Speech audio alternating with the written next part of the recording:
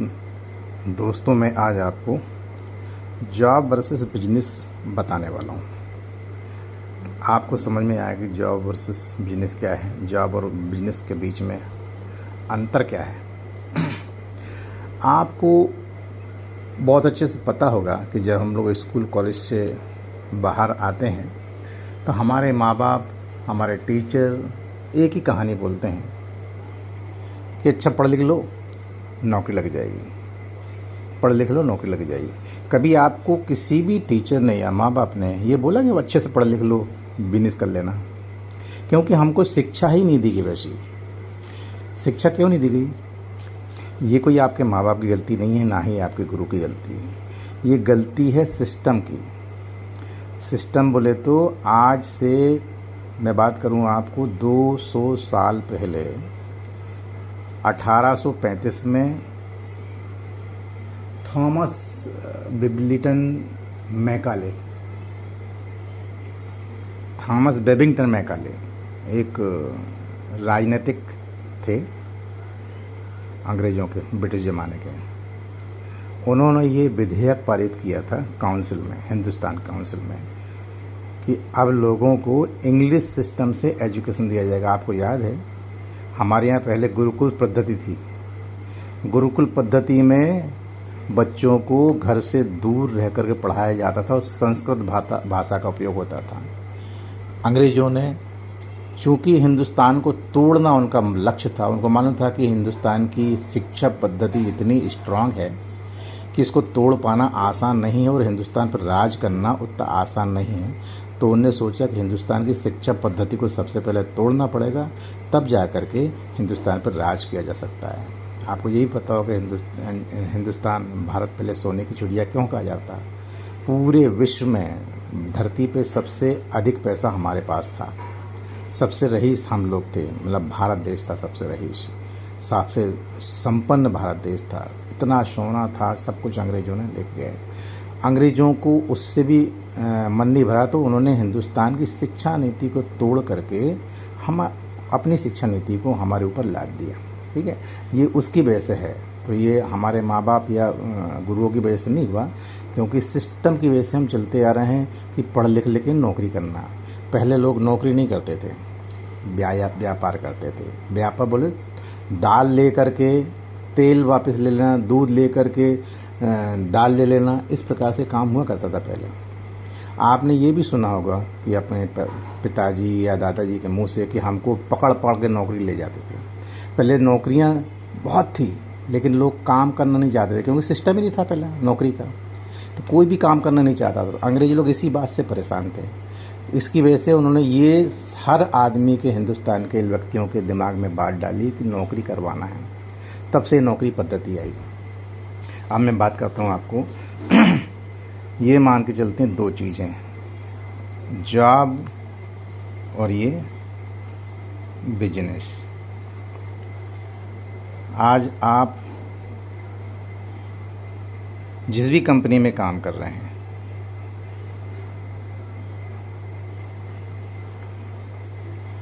उस कंपनी में काम करने वाला आदमी कौन कर रहा है? एम्प्लॉय, जो जॉब कर रहा है। और बिजनेस कौन कर रहा है? ओनर। दोनों ही आदमी कंपनी के लिए काम कर रहे हैं। आप भी कंपनी के लिए काम कर रहे हो और ओनर भी कंपनी के लिए काम कर रहा है, लेकिन दोनों के काम करने के स्टाइल में, दोनों की इनकम में, दोनों की लाइफ स्टाइल में, दोनों की कमाई में ज़मीन आसमान का अंतर है।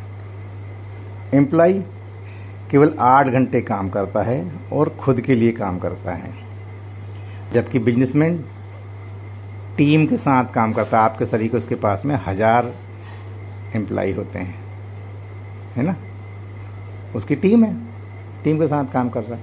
आपकी मान लो एक दिन की तनख्वाह 1000 रुपये पर डे है, तो ओनर की कितनी हो जाएगी एक दिन की तनख्वाह? अरे 1000 रुपये उसकी भी ले लो एक आदमी की, तो 1000 आदमी तो कितनी होगी? 10 लाख रुपए। आपकी महीने की इनकम कितनी हो गई? 30,000 रुपये पर मंथ। उसकी महीने कितनी हो जाएगी? 3 करोड़ रुपए। अब आप सोचो पूरी ज़िंदगी भर आप पैसा कमाओगे तब भी उतने नहीं कमाओगे, और बिजनेसमैन 1 महीने में 3 करोड़ रुपए कमा लेता है। अब आपकी मान के चलें महीने की आपकी 30,000 रुपये है, तो साल की कितनी हो जाएगी? 3.6 लाख। और अगर आप 40 साल तक नौकरी करते हैं तो 40 साल में कितने पैसे कमा लोगे आप? 1.44 CR, 1.44 करोड़ कमा लोगे। ठीक है। अब जो एम्प्लाई है बेचारा, इसके ऊपर लायबिलिटीज़ कौन कौन सी होती हैं देखते हैं। लायबिलिटीज़, सबसे पहले तो क्या करेगा? रूम का रेंट मान लो कितना है? 8,000 रुपये पर मंथ। तो साल का कितना हो जाएगा?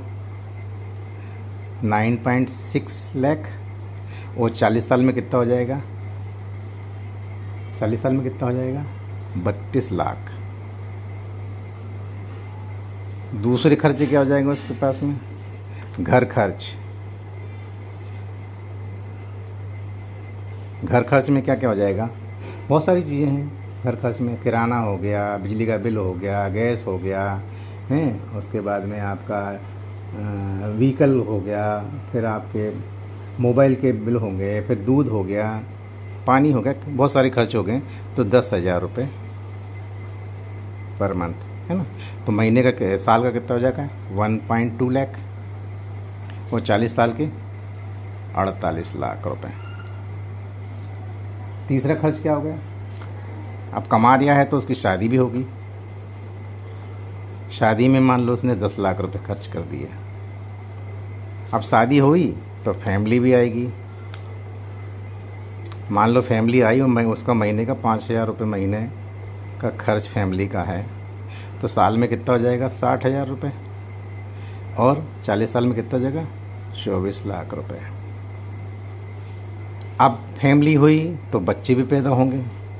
मान लो उसके 2 बच्चे पैदा हुए, दोनों बच्चों का एजुकेशन कितना हो जाएगा? 2 बच्चे।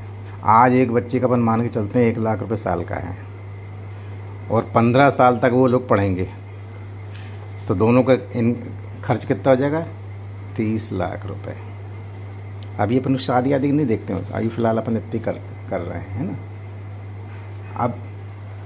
अब उसके साथ साथ उसके और भी खर्चे हैं। बच्चों की ड्रेस हो गई, प्रोजेक्ट हो गया, वैन हो गई, स्कूल के फंक्शंस हो गए, उनके कपड़े हो गए। ये सब चीज़ें अपन बाद में देखते हैं, पहले जोड़ लेते कितना खर्च हो गया। 2 और 8 10, 4 14, हाथ का 1, 4 3 7, 4 11, 12, 14, 3 17 और 1 18। अब इसमें देखो इनकम कितनी हुई उसकी? 1.44 करोड़। और खर्चा कितना हो गया? कहाँ से आएगा ये पैसा? अभी तो उसको क्या क्या लगाना है? अभी उसको अपना मकान बनाना है, ठीक है। खुद के लिए गाड़ी भी लेनी है, और क्या कुछ है। कोई मान लो मेडिकल इमरजेंसी आ गई,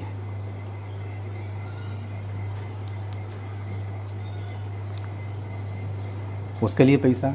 और फिर उसके बाद फैमिली में आना जाना है ना। और क्या बचा? ट्रैवलिंग। और क्या बचा भाई? साल में 5-6 त्यौहार आते हैं, फेस्टिवल। पैसा तो सभी में लगना है ना। और फिर कुछ फैमिली रिचुअल्स होते हैं।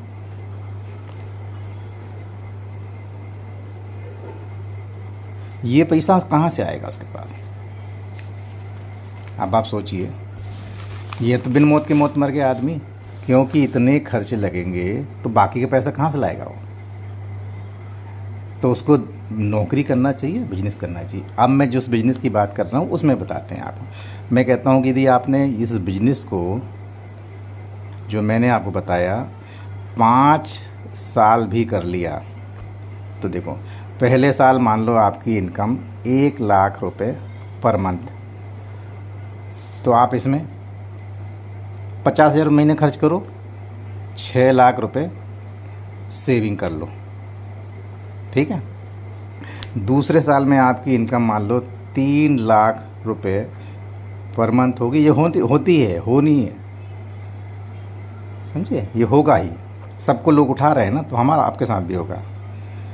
अब 3 लाख रुपए पर मंथ आपकी 2 साल में इनकम हो गई, तो आप यहाँ से 24 लाख रुपए बचा सकते हो, सेविंग कर सकते हो। तीसरे साल आपकी इनकम 4 लाख पहुँच जाएगी इसमें, क्योंकि सबकी पहुँच गई है तो आपकी पहुँचेगी। तो आप यहाँ से कितना पैसा बचाओगे साल का? 36 लाख रुपए बचाओगे। चौथे साल आपकी इनकम 5 लाख रुपए महीना पहुँच गई। इस बिजनेस से आप साल का कितना बचाओगे? 40 लाख बचाओगे।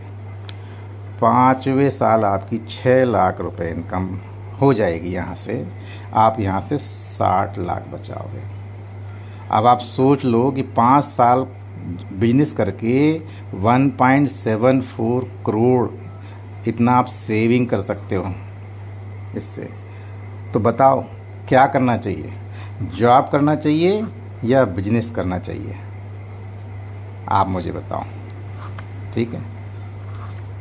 बाकी चीज़ें आपके पास